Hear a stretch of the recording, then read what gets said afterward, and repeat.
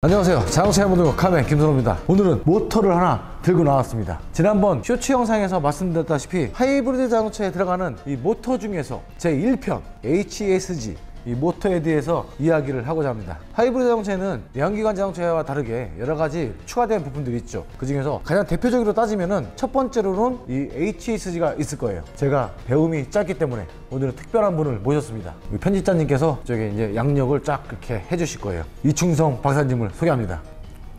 네, 안녕하십니까. 선문대학교 미래자동차공학부 이충성이라고 합니다. 미래자동차공학부에서 전기차 모터를 주로 가르치고 있지만 대한민국에도 훌륭한 분이 많고 저는 다만 경험이 많을 뿐입니다. 김 대표님하고 한번 HESG 구조에 대해서 좀 알아보려고 하고 있습니다. HEV 구동모터가 더 중요한데요. HESG도 중요하기 때문에 한번 내부 부품을 탈거하면서 기존의 12V 체계인 내연기관 차량의 알터네이터하고 뭐가 틀린지 한번 여러분들의 궁금증을 해결해 보도록 하겠습니다. 박사님, 오늘은 1편으로 이 HESG를 분리를 해보고 그 다음에 2편 때는 하이브리드 모터 또는 전기차 모터를 함께 분리를 해서 공부를 시켜주십시오. 네, 알겠습니다.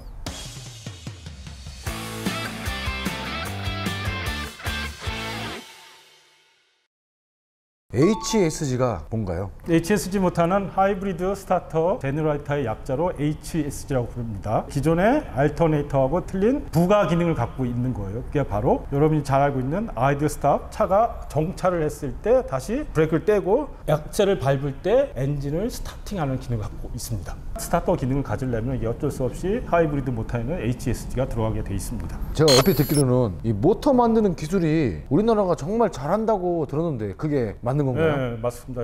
현대기아차나 그 밑에 있는 모비스 다양한 부품 업체들이 많지만 전 세계적으로 탑이라고 보고 있습니다. 모터의 기술력이 네. 전 세계적으로 탑이다, 우리나라가. 네. 아, 그거 너무 기분 좋다. 그러니까 제 생각도 그런데 자꾸 아니라고 생각하시는 분들도 가르치셔가지고 우리나라 모터가 정말 좋습니다, 여러분. 네, 다들 고생하셔갖고 잘 만들고 있습니다. 이게 모터의 역사가 상당히 오래됐잖아요. 네. 모터의 역사에 대해서 간략하게 설명 좀 부탁드립니다. 네, 여러분 이거 많이 배우셨을 거예요. 이거죠, 이거. 훌레밍의 맨손 법칙, 오른손 법칙. 법칙. 이 모터가 전기하고 자기의 얘기입니다. 이 전자기하기 패러데이에서 발전돼서 이게 바로 렌츠의 법칙 같고 그 다음에 이거를 말명해서 그거 여러분 많이 들어보셨을 거예요.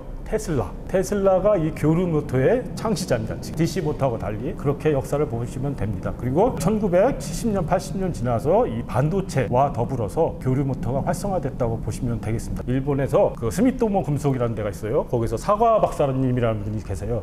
그분이 이 스토리를 발견을 해서 이만큼 출력 높은, 밀도가 높은 연구자석 전동기가 개발되어서 현재 구동용과 사시용으로 주로 사용되고 있습니다. 요즘에 그런 말이 있잖아요. 부의 상징은 네. 집안에 모터가 몇 개가 있느냐. 네, 맞습니다. 한번 여러분들 집안에 모터가 몇 개인지 한번 세보십시오. 우리 집에 모터가 몇 개 없는 것 같은데.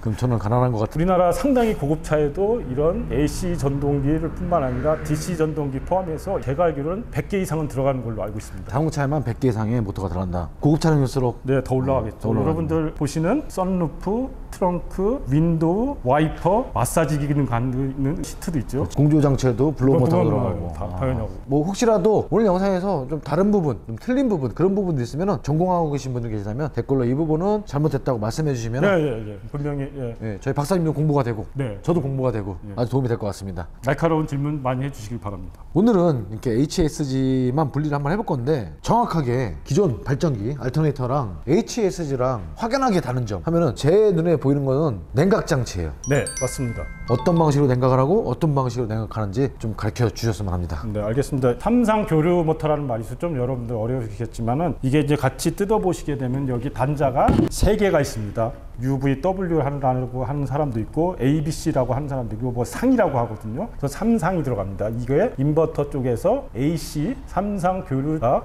이쪽으로 들어가게 돼 있습니다. 그리고 교류 전동기라고 그래요. 자, 그런데 보시게 되면은 확연히 여러분들 차이가 나는 게 이 외관입니다. 외관 보면은 이걸 보고 닛불이라고 하는데요. 여기에 실제적으로 EWP 일렉트릭 워터 펌프에 의해서 여기서 냉각수가 들어가게 됩니다. 그래서 여기로 빠져나오게 돼 있어요. 이게 전류를 넣다 보니까 워낙 뜨거워져서 이거를 식히기 위해서 냉각을 하기 위해서 어쩔 수 없이 이 냉각 장치를 쓰게 되어 있습니다. 공랭으로만 할 수는 없는 거죠? 네, 좀 어려운 말로 전류 밀도라는 개념이 있습니다. 이걸 특정적으로 정해져 있는데요. 건선의 단위 면적당 이 전류가 얼마나 들어갈 것이냐라는 지표가 있습니다. 그거에 따라서 우리가 이 모터를 냉각을 어떻게 할 거냐, 강제 공랭을 할 거냐, 아니면 팬 방식으로 할 거냐, 아니면 이렇게 물로 냉각을 할 것이냐, 그게 결정이 됩니다. 워낙 전류 밀도가 이 모터가 높기 때문에 순행식을 선택하고 있습니다. 이걸 뜯어보시면 여기에 뒤에 팬이 달려 있습니다. 팬이 달려 있어갖고 이 안에 있는 부품들, 이 건선들을 특히 식혀주게 돼 있습니다. 그래서 이런 것들은 되게 간단하죠. 어떻게 보면은 안에 하우징 크기도 작고 그렇게 차이가 나게 있습니다. 벨트 동동 방식이니까 벨트에 감겨서 돌 때 같이 냉각이 되는 거잖아요. 예, 그렇죠. 이 팬으로 돌게 돼 있습니다. 이 모터에서 가장 열이 많이 나는 부분이 이 건선 부위입니다. 이쪽을 식혀주게 돼 있습니다.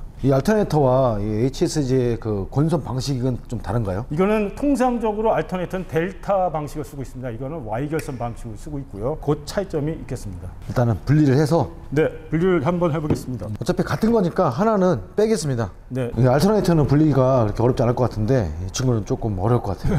이제 쉽지는 않습니다. 이게 아무래도 연구 자석이다 보니까 힘이 엄청 셉니다. 이따가 한번 로터 이거에 대해서 서로 이 알터네이터하고 HSG가 뭐가 다른지 확인이 다른지 한번 보도록 하겠습니다. 이렇게 알터네이터와 HSG를 분해를 해봤습니다. 안에 내용물은 거의 비슷한 것 같으면서도 확실하게 달라요. 네, 그 모터는 어떻게 보면은 크게 세 가지 부분으로 나눠 있습니다. 알터네이터에 이걸 보고 고정자라고 합니다.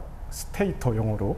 여기는 HSG에 이거를 고정자라고 합니다. 건선이 감긴 부 똑같죠, 거의. 그 생긴새만 틀리지 그 기능은 똑같습니다. 그리고 이건 알터네이터의 회전자, 영어로 로터라고 합니다. 이게 돌아가는 거죠, 이렇게. 자, 그 다음에 이거는 HS의 회전자입니다. 회전자, 로터입니다. 이 알터네이터의 회전자를 보시게 되면 확연히 안에가 틀리죠. 생김새가 너무나 틀리죠. 자, 이걸 보시게 되면은 이게 새 발톱처럼 생겼죠. 이 새 발톱처럼 생겼다 해서 한자말로 괴상처심이라고 합니다. 근데 보시게 되면 여기에 구리로 된 슬립링이 박혀 있어요. 여기를 잘 보십시오. 잘 보시면 여기 안에 브러쉬라는 놈이 있어요. 스프링을 해서 이게 눌려지게 돼 있거든요. 얘가 이렇게 들어가게 돼 있습니다. 그래서 여기에 배터리 전압에서 플러스하고 마이너스에 전류를 흘러주게 됩니다. 여러분 전자석 만들었던 거 생각이 나실 거예요. 어떤 쇠에다가 건선을 감아서 못에다가 감으면 그게 전자석이 되죠. 그 전자석이 쇠를 갖다 붙이면 쫙 달라붙게 돼 있죠. 이것도 마찬가지 원리입니다. 여기에 DC 전류를 흘려서 여러분 암페어 법칙 기억날 거예요. 전류가 흐르면 자속이 생긴다. 여기 보면 건선이 감겨져 있어요. 여기 안에 건선이 생긴데 여기에서 자속이 나가는 거겠죠. 여기가 N극, S극, N극, S극 이렇게 되는 꼴입니다. 이 자속을 만들기 위해서 전류를 위해서 전자석이 만들어지는 겁니다. 이거는 HSG 같은 경우는 이 안에 영구자석이 박혀 있어요. 아예 그걸 보고 영구자석 전동기라고 하는 거예요. 이걸 보고. 이렇게 육안으로 봐서는 자석인지 알 수가 없잖아요. 뭔가 붙여보지 않나. 자석을 볼 수 있는 방법도 있지 않나요? 네, 있습니다. 그거를 좀 준비를 못했는데 마그넷 필름이라고 있는데 그거를 준비해서 한번 보여줄 것입니다. 그걸로 보면 딱 자석이 보이죠? 어떻게 나오는지 보입니다. 큰 차이는 이 두 개의 차이. 네, 즉 이걸 보고 여러분 좀 어려운 말로 계자 건선 전동기라고 해요. 즉 여기다 전자석을 만들어서 이거를 필드 자석을 만들어 주겠다 이 뜻이에요. 그래서 이 같은 계자 건선형 전동기라고 그래요. 영구적인 자석을 갖고 있는 영구자석이 안에 박혀 있기 때문에 이런 걸 또 보고 영구자석 동기 전동기라고 합니다. 이 알터네이터 쪽에 없는 것이 또 이쪽에 있죠. 네, 있습니다. 제가 하나 찝어보겠습니다. 이게 없네요. 네, 없습니다. 이게 바로 위치 센서입니다. 이 AC 전동기를 제어하려면 이 회전자의 위치를 알아야 됩니다. 위치 센서도 여러 가지 다양한 것들이 많이 있습니다. 이걸 보고 리졸버, 스테이터, 여기 보면은 연꽃 모양처럼 생겼죠. 물결이 세 군데 나 있죠. 이거 보고 산극이라고 하는데 리졸버 로터라고 해요. 이 연꽃 모양이 이 모터 축에 박힌 겁니다. 이래서 자기 저항에 의해서 이걸 갖고 모터의 위치를 찾아냅니다. 즉 모터를 제어하려면, 모터를 돌리려면 이게 어쩔 수 없이 AC 전동기는 필요가 됩니다. AC 전동기는 알터네이터 커런트 교류 전동기를 뜻합니다. 이게 이 발전기하고 확연한 차이가 있다고 볼 수 있습니다. 리졸버터 말고도 또 센서가 하나 더 있잖아요. 예, 있습니다. 즉 여기에서는 뭐가 필요하냐? 아까 냉각 방식이 필요하다고 했죠. 왜냐? 이 전류를 써갖고 하도 이게 뜨겁기 때문에 여기에 일렉트릭 워터 펌프에서 물이 들고 나가고 하는 거예요. 그럼에도 불구하고 여기 삼상 전류가 직접 일로 들어갑니다. 그래서 이 건선이 엄청 뜨거워져요. 그래서 그걸 항상 모니터링하게 돼 있습니다. 그게 바로 온도를 파악하기 위해서 이 온도 센서가 이 건선에 박혀 있습니다. 이러한 구동용 모터에서는 대부분이 위치 센서인 리졸브하고 온도 센서는 항상 필수적으로 들어가게 돼 있습니다. 냉각수가 확실하게 기밀 작용이 되죠, 여기서. 네, 맞습니다. 그게 바로 여러분, 이게 바로 오링입니다. 이 하우징에 오링을 껴서 이게 기밀 작용을 위해서 못 나가게 하고 있습니다. 이 권선에도 코팅이 되어 있잖아요. 네, 맞습니다. 네. 이걸 보고 함침이라고 합니다. 즉 권선을 하고 난 다음에 이거를 어떤 용액에다 담궈요. 이것도 절연 파괴가 일어나면 큰일 났죠. 특히나 자동차는 2중, 3중으로 로버스트 설계라고 합니다. 강건 설계를 해요. 고장나면 큰일 나기 때문에 이런 것들 내구를 확보하고 품질을 확보하기 위해서 두세 번 더 설계를 하고 이렇게 개발을 하고 있습니다. 이 권선을 테스트할 수 있는 네. 간단한 방법이 있을까요? 네, 있습니다. 이 대표적인 시험이 크게 두 가지로 나뉩니다. 교류 전동기에 전류를 입력할 때의 시험, 그리고 전류를 입력하지 않을 때의 시험을 보고 각각 부하 시험, 무부하 시험이라고 합니다. 전류를 안 넣었을 때 시험을 무부하 시험이라는데 그 대표적인 사례가 권선 저항을 측정하게 돼 있습니다.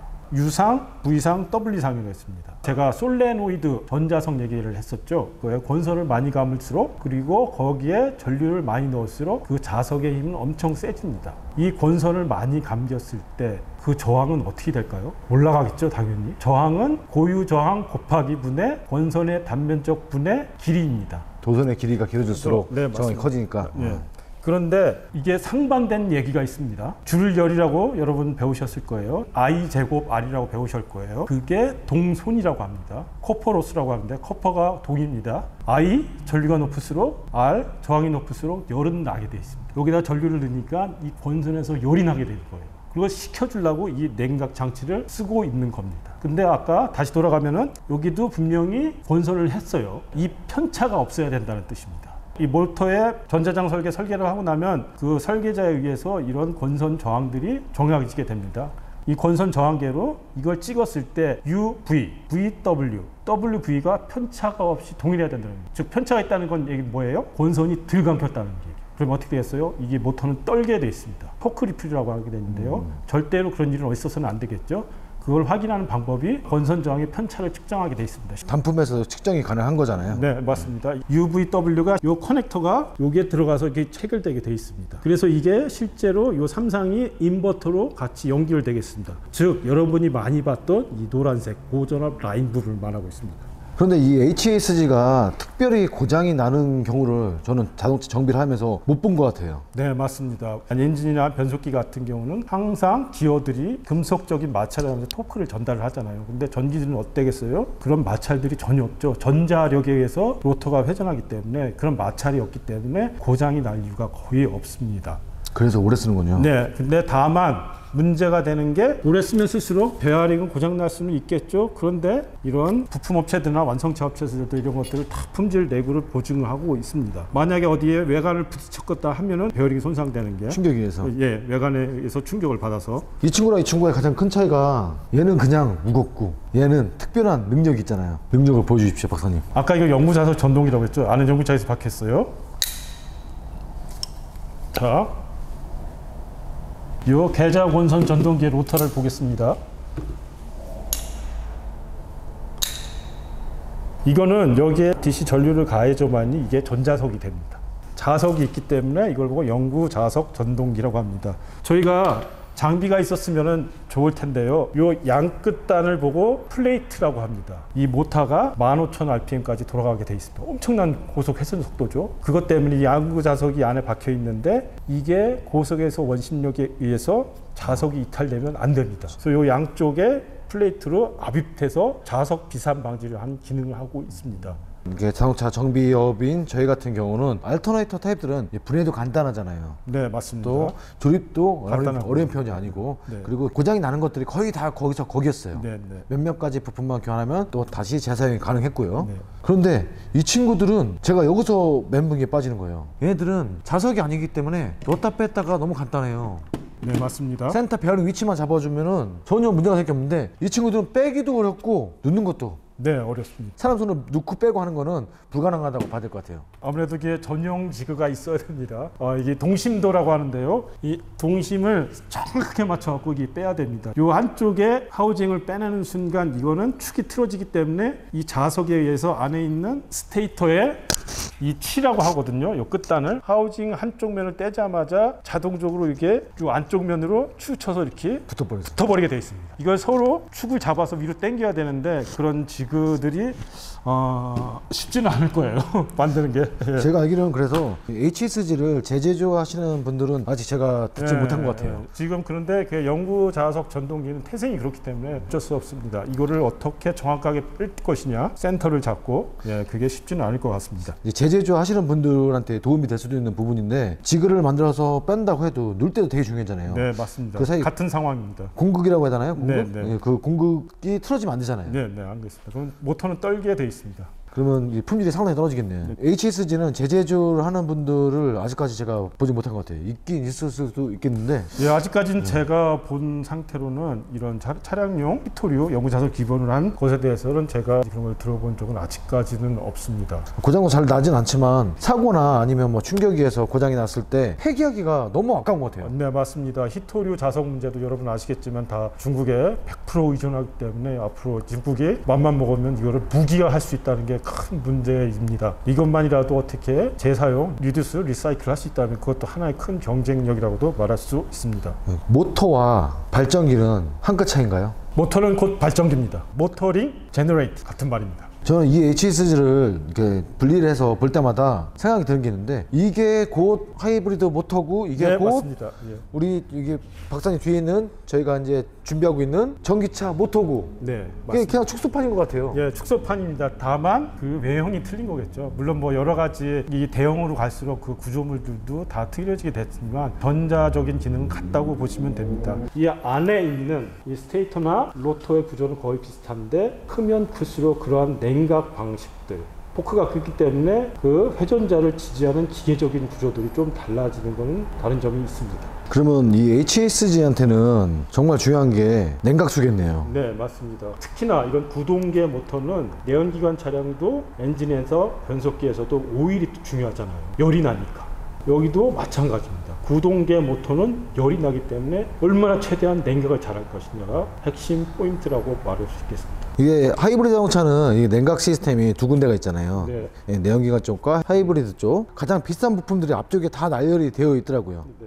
본닛을 열고 정면으로 봤을 때 왼쪽에 HSG가 있고 네. 오른쪽에 HPCU가 있고 예. 중간에 EWP가 있고 거기서 이제 순환이 각자 다 되는 것 같더라고요. 예. 이게 하이브리드 자동차를 운행하시는 분들이 깜빡깜빡 하시는 게 이게 전기차라고만 생각하시고 엔진오일 교환도 안 하시고 그리고 또 냉각수의 관리를 너무 안 하세요. 냉각수가 소모되는 것은 아니지만 없어질 수가 있잖아요. 네, 맞습니다. 그래서 주기적인 관리도 필요하겠죠. 그렇죠. 예. 그래서 이 하이브리드 자동차는 박사님께서 말씀하신 대로 이 모터에는 냉각수가 분명하게 들어가기 때문에 냉각수의 양을 꼭 확인하셔야 됩니다. 본닛을 열어보는 습관이 있어야 돼요. 오늘 박사님과 함께 HSG 모터를 분해를 해봤는데 너무 걱정하지 않으셔도 됩니다. 쉽게 고장나는 부품이 아니고 영상 처음에 말씀드렸다시피 우리나라가 이런 모터 기술력이 상당히 우수하기 때문에 고장날 확률이 무척 낮습니다. 네, 여러분 제가 현업에 있을 때도 이런 거를 다 내부 검증을 심각할 정도로 하고 있습니다. 나라 제조 기술이 자동차부 세계 탑이기 때문에 이런 걱정은 안 하셔도 될 것으로 생각하고 있습니다. 교수님, 제가 모터가 하나 더 궁금한 게 있어요. 네. 이 하이브리드 자동차로 바뀌면서, 아니 그 전부터 따지면 전동식 조향장치, MDPS라고도 하고 EPS라고도 하는 전동식 조향장치에도 모터가 들어갑니다. 이 모터도 네. 같은 방식일까요? 네, 같은 방식입니다. 영구자석형 동기 전동기입니다. 전동식 조향장치의 모터를 분해해보면 똑같이 이 로터에 자석이 들어가 있습니다. 다만 틈이 져 있죠.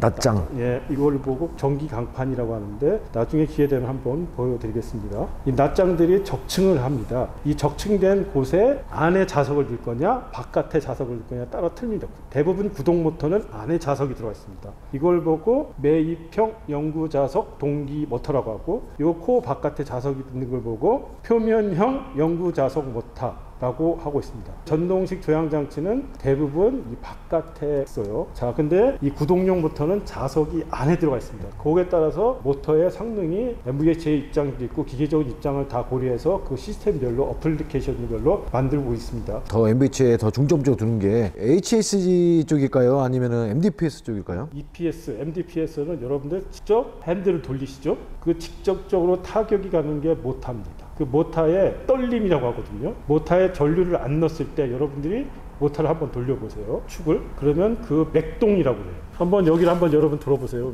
턱 턱 이렇게 돌아갑니다. 이게 전류가 안 들어간 거예요. 이걸 무브화 시험 중에 하나예요. 이걸 뭐 코깅 토크라고 합니다. 근데 이거 같은 경우 구동용 모터에는 워낙 많은 속도로 돌고 토크도 워낙 세고 운전대하고 멀기도 하고 그 다음에 엔진에 묻히기도 하고 차량 주행 바퀴에 묻히기도 하기 때문에 구동계 모터는 코깅 토크가 상당히 큽니다. 그러나 이런 EPS 모터 핸들에 직접적인 영향을 받고 그 스티어링 필링이라고 합니다. 조향감이라는데 직접 받기 때문에 이 코깅 토크를 얼마나 줄이는 게 이쪽 시스템의 핵심 기술입니다.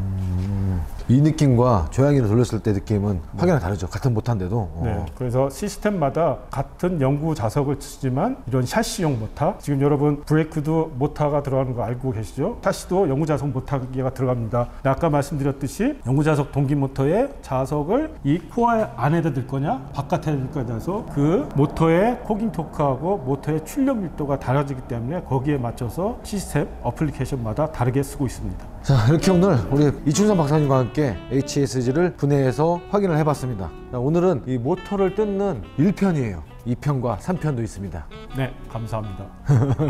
좀 귀찮게 해드릴 것 같습니다, 제가. 저희가 분해한 것은 회사의 표준 절차를 따른 건 절대 아닙니다. 오해가 없으시길 바랍니다. 절대로 이렇게 분해하지 않습니다. 네. 보여드리기 위해서 막 분해한 거고. 전용 장비에 입각해서 프로세스가 다 있습니다. 그렇죠. 그 프로세스를 전혀 무시하고 그냥 저희가 막 분리를 한 거죠. 하지만 전기차 모터는 프로세스에 입각해서 분리를 해서 보여드리도록 하겠습니다. 박사님과 저희가 준비하고 있는 게 너무너무 많습니다. 자, 이렇게 오늘도 함께 해주셔서 감사드리고 박사님께도 감사 인사드립니다. 다음 시간에 다시 돌아오겠습니다. 감사합니다. 감사합니다.